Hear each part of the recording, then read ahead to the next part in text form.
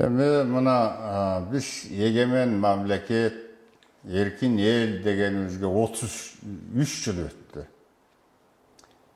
33 жылдын ичинде бир эле маселе ушу мамлекеттик тил, кыргыз тили мамлекеттик тилге айландыбы, өзүнүн мамлекеттик функциясын аткарып атабы? Эгер аткарып атса канчалык деңгээлде аткарып атат? Эгер аткарбай жатса эмне үчүн аткарбай жатат? Эмне себептер болду деген суроо туулуп атат да. Мына ушул 91-жылы эстер чачылгандан кийин 15 республика 15 мамлекетке айланды.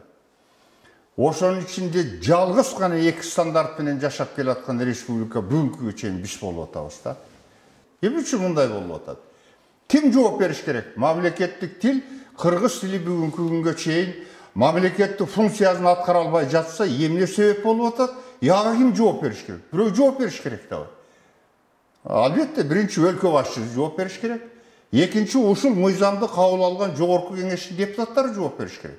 Жыл өткөн сайын бул маселе чоң мамлекеттик эл аралык көйгөйлөргө айланып баратат. Себеби бул тили 1989-жылы андай эсер бар эле, ошондо эле кабыл алынган. Ошол эле бойдо мамлекеттик тил кыргыз тили болуп туруп кабыл алынды, мамлекеттик тил. Андан кийин ал убакта биринчи алынганда зарыл болгон учурда деп туруп, андан кийин орус тили киргизилген. Кыргыз Республикасынын президенти Садыр Жапаровго, Кыргыз Республикасынын Жоңгорку кеңешинин төрагасына, Кыргыз Республикасынын билим берүү жана илим министрине мамлекеттик тил болгон кыргыз тилинин учурдагы абалы кандай экени боюнча эл аралык Тасой фирмасынын башкы директору коомдук ишмер Сулайман Тургунов, акын публицист жана окумуштуу Баяз Турал, философия илимдеринин кандидаты Ишеналы Арабаев атындагы Кыргыз мамлекеттик университетинин окутуучусу Гүлзат Нусубалиевалар кайрылуу жасады. Албетте, бизге күнүмдүк сүйлөшүп жүргөн эне тилибиз бүгүнкү күндө эч кандай коргоого муктаж эместей туюлганы менен төмөнкү кайрылууну окуп чыккандан кийин чоң маселе келип чыкпай койбойт. Чын эле биздин келечек деген жаштардын арасында киргиздер көбөйүп, бир жылга 75 миллион сом сарпталган кыргыз тили өнүкпөй, улуттук баалуулуктарга балта чабылып баратканын дал ушул кайрылуудан байкаса болот. Анда дал ушул кайрылуунун авторлоруна кулак салсак. Кош тилдүүлүк Белоруссия менен эле бизде бар. Буш эсенгде. Кош тилдүүлүк дүйнө жүзү боюнча менин практикамда болсо, же болбосо менин тажрыйбамда илгери билет элем. Канада бар эле кош тилдүүлүк, француз менен англис тилинен демесин. Африкада бир мамлекет бар эле. Конго. Калганда Конго. Мамлекеттик тилдин өспөй калганына эмне себеп деп ойлойсуз? Себеби бул жерде ал жакта 5 фактор бар. Биринчи фактору болсо ошо көнүмүш адат боюнча көнүп калганы, кош тилдүүлүккө киргизип алганы орус тилин. Андан кийин аны зарыл болгон ушулда колдонобуз дейт дагы, мектептерде, окуу жайларды, анан иш кагаздарын ошо өздөрү өкмөт, жогорку кеңеш иш кагаздарын биринчи ошолор башташ керек болчу. Иш кагаздарын эмдигичекти өтө элек. Мына бүгүнкү күнгө чейин деле өтө элек орусча даярдашып келишип алып туруп, бул негизги факторлор башынан башталып алган. Экинчи немелери фактору, ылдыйкы жактан дайым эле токтомдоруна бардык жерлерде кабыл алышат. Садиктен, бала бакчадан баштайбыз дешип, садиктен баштайбыз дешип. Андан кийин мектептен баштайбыз, көбөйтөбүз деп. Андан кийин окуу жайларынын окууга өткөрүп, этап менен, андан кийин кезек менен өтөбүз дегендей сөздөр, немелер бар. Андай болбой атат. Мамлекеттик тил мыйзамы кабыл алынгандан бери 33 жыл өттү. Ал өзүнүн мамлекеттик кызматын толук аткарган тилге айланыш үчүн дагы канча жыл керек? Мамлекеттик тилди окутуу жана жайылтуу мамлекеттик бюджеттен каржыланат. Тилекке каршы, бүгүнкү күндө расмий тилдеги мектеп, балабакчаларга чоң каражат сарпталып, кыргыз тили өгөй баладай болуп калды дейт жогоруда. 3-чү статьяда Кыргызстанда жашап аткан башка улуттун өкүлдөрү дагы өздөрүнүн тилдерин окутууга, өнүктүрүүгө кыргыз бийлиги кепилдигин берет дейт. Бул деген сөз кыргыз тилинен башка тилди дагы кыргыз мамлекетинин бюджетинин эсебинен окутат деген сөз эмес да бул.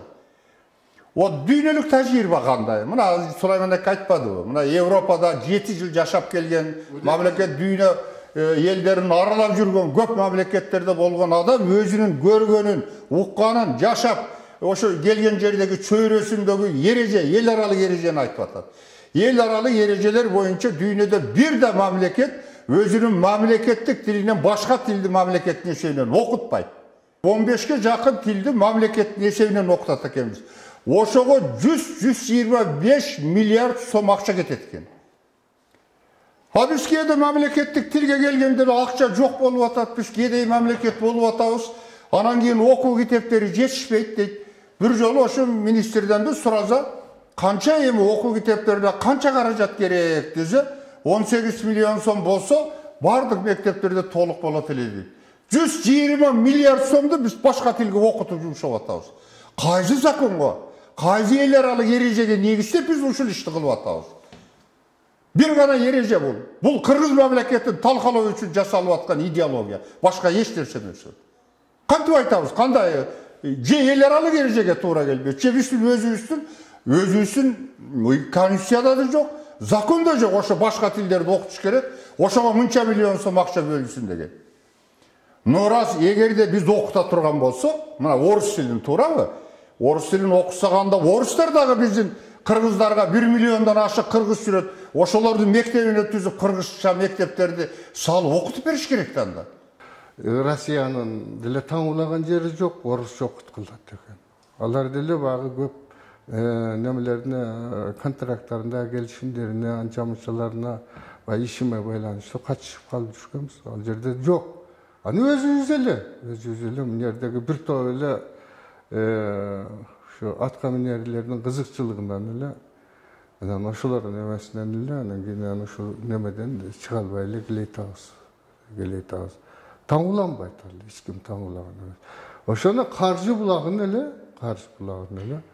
ошол өкмөттүк, парламенттик немеделе жаап таштаса, ага мыйзам бар, оңду мыйзамы бар, Женевский конвенциянын мыйзамдары бар. Алардын көргөзмө жолдомолору бар. Ал жерде бир жерде болсо бөлөк мамлекеттин тилин же болбосо бөлөк улуттун тилин таңуулап окут деген жок. Аны чет мамлекетте иштеп жүргөндө катай ушул маселелерге кызыгып, эмнеге бизде мындай, эмнеге аларда кандай? Аларда кандай жолго коюлган дегенди, мисалы үчүн Венгрияда, Кытайда, Венгриянын жана Австралияда немистер немелер кылып. Бардык эле жерлерде, Урменияда, Италияда болдум. Бардык жерлерде, мисалы үчүн Венгрияны алалы бизге жакыныраак бардык жагынан. Аларда болсо ушу мадияр тили, андан кийин англис тили. Андан кийин ачып койгон Кытай тили дагы окутулат. Жеке менчик акча төлөнүп. Аны болсо сарптаганын кээ бир мектептерин кызыкчылыгы болсо Кытайдын өкмөтү неме кылат, каржылайт. Кээ бир немелери болсо, мына посольство же болсо консулство немелер иштеген окуган жерлерде, ошол жерде азыраак неме акча берилет. Калгандарынын бардыгы эле жеке менчик. Кыргыз Республикасынын тунгуч президенти Аскар Акаев кош тилдүүлүк жана Кыргызстан жалпыбыздын үйүбүз деп улуттук идеологияга балта чаап, колонизаторлук башкаруудан чыга албай расмий тилди киргизип кетти. Натыйжада кыргыз элитасы неберелери менен үйдө орус тилинде сүйлөшүп, борбордо мамлекеттик иш кагаздары расмий тилде басымдуулук кылып калышканы айдан ачык. Индиялык саясий жана коомдук ишмер, философ Махатма Ганди айтмакчы, элита, воспитанная колонизаторами, является главным врагом своего народа дегендей, биздин келечектеги саясий элитаны мектептен баштап билинбей башка идеологияга сугарылып баратканын так көрөбүз. Демек, келечекте бийликке кандай муун келет, тилдин абалы кандай болот. Эртеңки улуттун келечеги бүгүнкү кыргыз тилинин абалына көз каранды экени талашсыз го. Дагы орыс тили басымдуулук кылат, орыс тили басымдуулук кылат. Кайсы мектепке, кайсы бала бакчаларга барбагын, ал жерде болсо кире беришине гана ошо токтомдун негизинде жазып коюшкан кош келиңиздер. Калгандардын ичине кирсең, жолсон окуу жайларына келсең бөлөкчө. А класстарын карасаң, бир 3-4 эле бөлөк улуттагы, Славян улуттундагыларды бир класста, айрысына Бишкек менен Чүйдө 2-ден 3-тен 4-тен 5-тен эле көрөсүң. А калгандардын бет бардыгы эле өзүбүздүн кара көз, кара чачтар. Иштебей келатат. Сураганда эч ким жок. Ошону сурай турган бир институтту кылалы деп, курултай институту жөнүндө кеп кылып атсак, ага бүт каршы чыгып атат. Себеби ага курултайдын алдында жооп бергичи келбей атат. Анан эми бул эми уят да, бир намыска келтире турган нерсе да. Биз өзүбүзчө бир байыркы эл болсок, өзүбүздүн бир абдан мыкты улуу тилибиз болсо, ошо тил Манас эпосу сыяктуу улуу эпосторду жараткан тил. Ал өзү ооз-эки жашап келип, бирок өзүнүн тегерегинде салыштырмалуу, дүйнө элдеринин ооз-эки чыгармаларына салыштырмалуу кыргыз тили өтө жогорку өнүккөн, кооз, көркөм тил экендиги биз ошол эпостор менен аныктап турабыз. Бирок ошо тилди бүгүн жазма тилге айланткан учурда, айрыкча өзүбүзчө эркин мамлекетке айланган учурда көз карандыбыз жарыялагандан кийин ошо өзүбүздүн тилди өнүктүрө албай жатабыз. Демек, бизде мыйзам туура эмес жазылган, биринчиден. Экинчиден, бул мыйзам биздин улуттук менталитетке жооп бербейт. Үчүнчүдөн, жогорку кеңеш өзүнүн чыгарган мыйзамдарын дагы айталайт, көзөмөлгө алып, анын аткарылышы жөнүндө таптакыр эсинен чыгарып койгон. Мына шаарда бизде ошо мэр деп коелу, шаарыбыздын негизинен иштебейт эч нерсе. Облоолору, гаранолору эскиче неме менен айтканда окуу жайлар. Анан кийин мына тилди неме башкарган аделдери бардыгына кирип чыкты, бардык орустар. Алар отурса өзүнө болгон иш да, жашаган иши өзүнчө орусчага тартышат. Наркы немелер, балдары, неберелери окуп аткандан кийин алар болсо кызыкчылыгы жок да. Ошого айтып атам, бир дагы депутаттын баласы окубайт экен. Эки эле мектептен таптык. Мына шаарда. Биз өзүбүздүн эгемендигибизди жарыялаганбыз 91-жылы. Мына ошондон бери биздин өлкө башчылары саясий эрки жетишпей атат.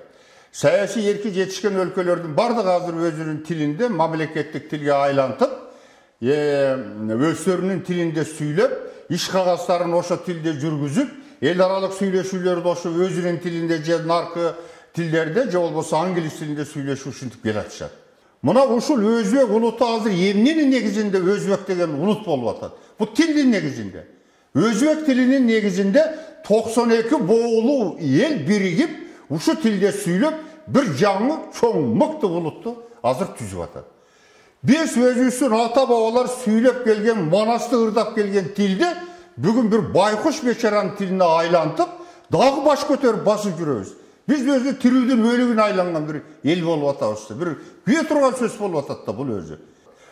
Эми ошону кыла турган бир жол бар да, эки жол бар. Бир жол орус тилинен расмий статусту алып ташташ керек. Бир жол. Экинчи, бул жолго биздин депутаттар да бара албайт, өлкө башчылары да бара албай атат. Экинчи жол бар. Экинчи жол мына Сулайман ака айтып отурган жол да. Мынагул азыркы конституцияга өзгөртүү киргизиш керек. Айрда мамлекеттик тил жана расмий тилдин статусу боюнча бир 2-3 статья жазылган. Ошонун биринде мисалы мамлекеттик тил бул кыргыз тили болуп саналат. Экинчисинде расмий тил болуп орус тили саналат деген. Üçüncüsünde Kırgızstanda жашап жаткан başka улуттардын тилдери дагы окутууга, аны өркүндөтүп өнүктүрүүгө кепилдигин берет деген от. Эми биринчисинде талаш жок. Кыргыз тили мамлекеттик тил болуп турат. Экинчисинде расмий тил деген жерге эми биз айтып атабыз. Мейли орус тилинен расмий деген статусту албайлы. Турсун. Эл аралык тил катарында турсун. Бирок дүйнө бүгүн эл аралык тил катарында эң 6 тил бар да, 10да катталган. Ошо 6 тилдин эң биринчи тил катарында англис тилин колдонуп атышат да. Дүйнөдө азыр 10да катталган 200ге жакын мамлекет болсо, ошонун 199 англис тилинде өзүнүн кагазтарын, келишимдерин ошо тилде түзүп, ошо тилге которуп атат. Ал орус тилинде биз которгон жери жок да. Биз бул жагынан да артта калып атпайбыз. Биздин позициябыз, биздин жүргүзүп аткан саясатыбыз, тил боюнча саясатыбыз таптакыр туура эмес экенин 33 жылдык тажрыйба көрсөтүп атат да. Рас андай болгондон кийин жок дегенди айтып атабыз. Мейли анда расмий тилдин статусун зарылдыгына жараша ошол эл аралык тилдер расмий тилдин статусун аткарсын. Анда ошол орус тили, англис тили, кытай тили, араб тили, испан, немис тилдери деп жазылсын деп атабыз. Эң чоң кемчилик бул тилге болгон кайдыгерлик. Демек, бүгүнкү кайдыгерлик эртеңки биздин келечекке балта чабаары айдан ачык.